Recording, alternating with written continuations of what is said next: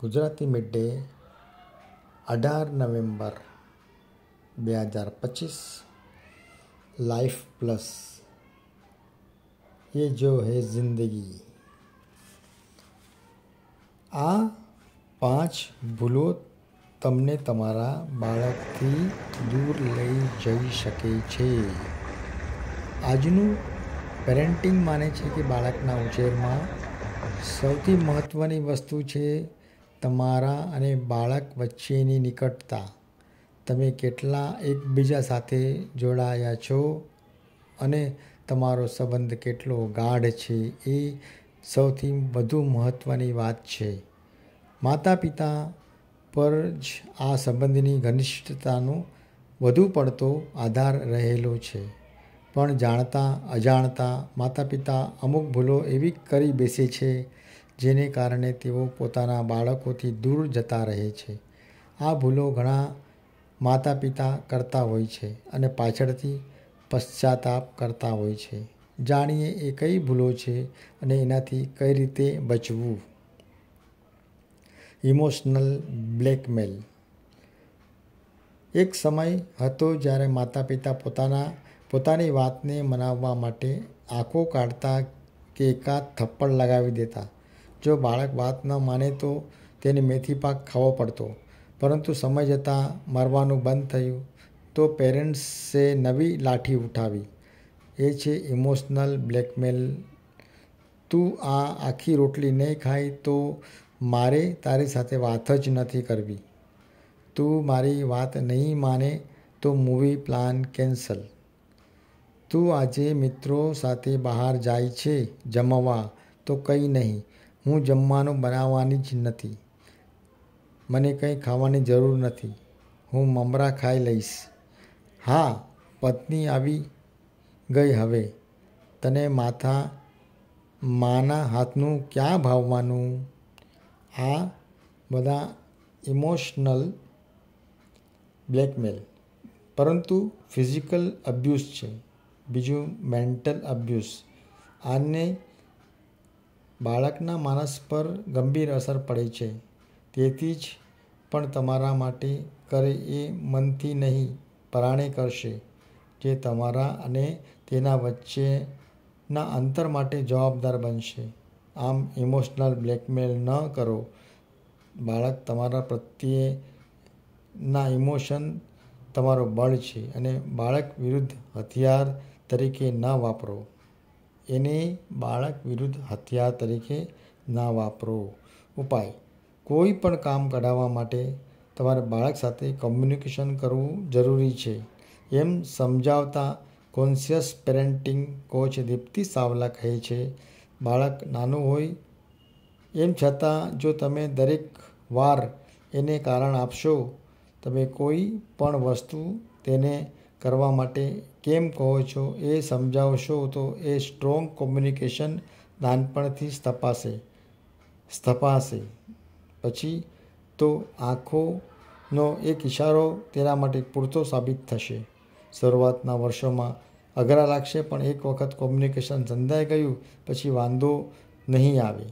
જેના માટે દરેક વખતે તમે શું ઈચ્છો છો એની પાછળ શું કારણ છે એ સમજાવો। બાળકને ઘડપણની લાઠી માનીને ઉછેરવું। બીજા પ્રાણીઓ કે પક્ષીઓ બાળકને જન્મ આપે, મોટું કરે અને તેના જીવનમાં બાળક આગળ જતું રહે। જીવનભર તે માતા પિતા સાથે રહેતું નથી, પણ ભારતીય પરંપરામાં પરિવાર મુખ્ય છે। બાળક એ કર્તવ્ય હોવું જોઈએ કે તેને તેના માતા પિતાનું ઘડપણમાં ધ્યાન રાખે એ વાત સાચી। એ બાબતે બાળકના ઉછેરમાં વણી લેવી જરૂરી છે, પણ કઈ રીતે એ સમજાવતા કિંજલ પંડ્યા કહે છે, માતા પિતા એ ઈગો ન હોવો જોઈએ કે અમે તમારા માટે આ કર્યું અને અમને તો કશું મળ્યું જ નથી, એટલું અમે તને આપ્યું, એને બદલામાં અમે અપેક્ષા રાખીએ કે તું અમારા પ્રમાણે વર્તે, તો એમાં શું ખોટું છે। લેણ દેણ સંબંધોમાં રોપવી નહીં, આને કારણે મોટાભાગના બાળકો પોતાના પેરેન્ટ્સને એક જવાબદારી રૂપે જોતા થઈ જાય છે. પરાણે માથે પડ્યું એટલે કરે છે અથવા તો પરાણે માથે પડવા જ ન દે અને છટકી જાય. તમે પેરેન્ટ્સ તરીકે પ્રોવાઇડર છો. એ ઈગોને તમે સંબંધોની વચ્ચે ન આવવા દો. એને કારણે સંબંધ વચ્ચે પ્રેમને બદલે અપેક્ષા આવી જાય છે જે અંતર વધારે છે. ઉપાય. આ પ્રોબ્લેમનો ઉપાય જણાવતા દીપ્તિ સાવલા ગાલા કહે છે, સંબંધોમાં ગ્રેટિટ્યૂડ રેડવો. આપણે જે મળી રહ્યું છે એ માટે જો પેરેન્ટ્સમાં ગ્રેટિટ્યૂડ હશે તો બાળકમાં આપોઆપ આવશે. તમે જે પણ કર્યું છે એ એટલા માટે કેમ કે તમારો નિર્ણય હતો કે તમે બાળકને પૃથ્વી પર લાવો. એટલા માટે નહીં કે તમારું ધ્યાન રાખે. એ વસ્તુ બાય પ્રોડક્ટ હોઈ શકે, ફરજિયાત નહીં. કર્મના સિદ્ધાંત પ્રમાણે જેટલું તમારું લેણું છે એટલું નીકળશે. પણ જો તમારી કોઈ અપેક્ષા નહીં હોય તો બાળક પાસેથી જેટલું મળશે એ બધું તમને સારું જ લાગશે. અપેક્ષાઓ ખૂબ હશે તો પણ જે મળશે એ ઓછું જ પડશે. મહત્ત્વના નિર્ણયો જેમ કે કેરિયર કે લગ્ન તેના પર થોપી બેસાડવા. લગ્ન અને કેરિયર બંને અત્યંત મહત્ત્વના નિર્ણયો હોય છે. જો બાળક એ નિર્ણયોમાં ખોટું થાય તો બાળક જ નહીં, આવો પરિવાર સહન કરતો હોય છે. એટલે એ શક્ય નથી કે બાળકને જે કરવું હોય એ કરે અને એમાં માતા પિતા કંઈ બોલે નહીં. પરંતુ તકલીફ ક્યાં છે એ સમજાવતા કિંજલ પંડ્યા કહે છે, કેટલાય બાળકો માતા પિતાના આવા થોપી દેવાયેલા નિર્ણયોને લીધે જીવનભર હેરાન થાય છે. કેટલા લોકો એવા છે કે જે સફળ કેરિયર હોવા છતાં દુઃખી, કારણ કે તેઓ નાના હતા ત્યારે બીજું કંઈ બનવા માગતા. કેટલા એવા છે કે જેને મમ્મી પપ્પાની પસંદગીથી લગ્ન કર્યા અને તેમનું લગ્ન જીવન ખરાબ નીકળ્યું. આ પરિસ્થિતિમાં થાય છે એવું કે માતા પિતા પોતાને માફ નથી કરી શકતા. અમે અમારા બાળકની કેરિયર ખરાબ કરી નાખી કે અમારે કારણે અમારું સંતાનનું સુખી લગ્ન જીવન ન ભોગવી શક્યું. એ વાતનો સંતાપ તે મરે ત્યાં સુધી તેના મનમાં હોય છે. બીજું એ કે બાળકના મનમાં એટલો મોટો અભાવ રહી જાય છે કે તમે તેના જીવનમાં વિલન બની જાઓ છો. આવું ન કરો. ઉપાય. તો આ પરિસ્થિતિનો ઉપાય શું એ જણાવતા દીપ્તિ સાવલા ગાલા કહે છે, જરૂરી એ છે કે તમે પહેલેથી તમારી પ્રાથમિકતાઓ બાળકના મનમાં સ્પષ્ટ કરો. જેમ કે કેરિયરની પસંદગીમાં તમે શું ઈચ્છો છો. અમુક માતા પિતાએ એવું હોય છે કે ગમે તે થાય તારે કમાવું તો પડશે જ, તો તેને કહો. અમુક માતા પિતાને એવું છે કે અમે ઈચ્છીએ છીએ કે પૈસા હમણાં ન મળે તો પણ વાંધો નહીં, પણ તું તારું પેશન ફોલો કર, મોડેથી પણ પૈસા તો જરૂર આવશે. આ રીતે બાળકને એક સ્પષ્ટતા મળશે. લગ્નમાં પણ માતા પિતાના મનમાં એમ હોય કે આપણા ધર્મની બહાર લગ્ન નહીં ચાલે, તો બાળક 15 વર્ષનું થાય ત્યારે એ સ્પષ્ટ તેની સાથે વાત કરવી. બાકી તેને તેની પસંદ કરવાનો હક આપવો. એટલે એક બાઉન્ડ્રી તરીકે બાંધી પણ એમાં તે છૂટથી રમી શકે. આમ વચ્ચેના રસ્તા કાઢવા. છતાં એવું બને કે બાળક તમારી વાત માન ન રાખી શકે તો આવા નિર્ણયો લેવામાં જેમાં તેનો સંપૂર્ણ સાથ આપવા માતા પિતા માટે જરૂરી છે. નહીંતર તમારા અને બાળક વચ્ચેના સંબંધમાં ગેપ નહીં આવે, વચ્ચે ખીણ ઊભી થઈ જશે. તેની સરખામણી કર્યા કરવી. શર્માજી કા બેટા મીમ આ વાતની ચાડી ખાય છે કે એક આખી જનરેશન પોતાના બાળકને સરખામણી કરીને જ ઉછેર્યા છે. અને પાછળની સાયકોલોજી સમજાવતા કિંજલ પંડ્યા કહે છે કે માતા પિતા માનતા હોય છે કે આ રીતે તેમનું બાળક આગળ વધવા પ્રેરાશે, પણ એવું થતું જ નથી. ઉલટું મેં જોયું છે કે માતા પિતાને સમાજ પાસેથી વેલિડેશન જોઈતું હોય છે કે તેમનું બાળક હોશિયાર છે અને એનો અર્થ એમ કે તેઓ બેસ્ટ પેરેન્ટ છે. આ વેલિડેશનની ભૂખ છોડવી જરૂરી છે. કોઈ પણ બાળક સાથે કે ખુદ સાથે પણ બાળકને સરખામણી કરવાની બાળકમાં હીન ભાવના ઘર કરે છે. એનાથી તે સારું કરતું હોય તો તેનો આત્મવિશ્વાસ એવો તૂટે છે કે તેનો પરફોર્મન્સ વધુ બગડે છે.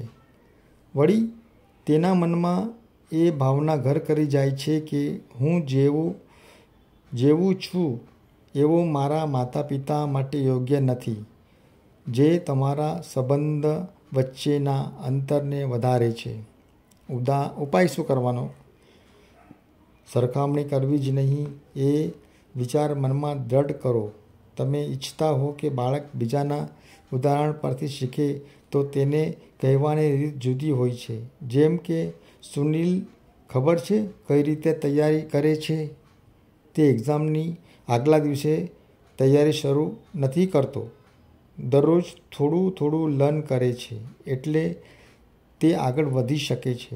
મને લાગે છે કે આ રીતે કામ સરળ બની જતું હશે. તું પણ થોડો સમય કાઢીને જોને. એવું તો છે નહીં કે તને સમજાતું નથી કે આવડતું નથી, પણ આ બધું છેલ્લે દિવસે ભેગું થાય તો ઇન્ટેલિજન્ટ વ્યક્તિને પણ અઘરું તો પડે જ. આ રીતે તમે સુનિલની તૈયારીના વખાણ કર્યા, સુનિલના નહીં એ સમજો. 2 બાળકોમાં એકની તરફેણ. જેમના ઘરમાં 2 બાળકો છે એ બંને બાળકોને માતા પિતા સરખો પ્રેમ કરતા હોય છે, તેને એક સરખું વાતાવરણ આપતા હોય છે, પણ એ શક્ય નથી કે બંને બાળકો એકદમ સરખા બને. આ પરિસ્થિતિમાં એક બાળક હંમેશા માતા પિતા માટે સરળ હોય છે અને બીજું અઘરું. એમ છતાં બંનેની પોતાની વિશેષતા અને પોતાની નબળાઈ હોય છે. એનો અર્થ એ ક્યારેય નથી હોતો કે માતા પિતા બંનેમાંથી એકની વધુ તરફેણ કરે છે. એ વિશે સમજાવતા દીપ્તિ સાવલા ગાલા કહે છે, તરફેણ કરવાના ને લીધે થાય છે એવું કે જે 2 બાળકો વચ્ચેનું બોન્ડિંગ સ્ટ્રોંગ હોવું જોઈએ એમાં ગેપ આવે છે. દરેક બાળકને એમ હોય છે કે તેના ઘરના લોકો તેની અચીવમેન્ટ પર ખુશ થાય, એને બદલે તેના નાના ભાઈ બહેનની સફળતા પર ઈર્ષા અનુભવે. એ કોને ગમે?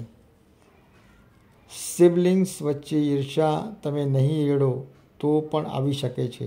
એ સંબંધ જ એવો છે કે એટલે 2 બાળક વચ્ચે સરખામણી ક્યારેય ન કરવી. છતાં જ્યારે તમને દેખાય કે એક બાળકના મનમાં બીજા બાળક માટેની ઈર્ષા થઈ રહી છે, એ બીજને જડથી ઉખાડવાનું કામ માતા પિતાનું છે.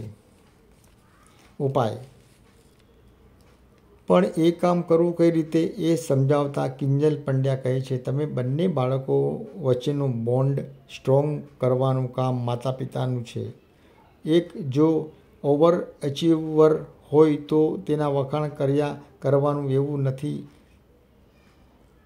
હોતું. દરેક બાળકમાં કોઈ વિશેષતા હોય જ છે, તેના વખાણ કરવા જ. બીજું એ કે જો ઝઘડો થયો હોય તો કોઈ એકનો વાંક ન ઠેરવવો, બંનેને પોતાનો વાંક દેખાડવો. હંમેશા સમજાવવું કે તાળી એક હાથે ન વાગે. આ રીતે તેઓ વાંક પર ફોકસ કરશે, નહીં કે એકબીજાને વિરુદ્ધ ઊભા રહેશે.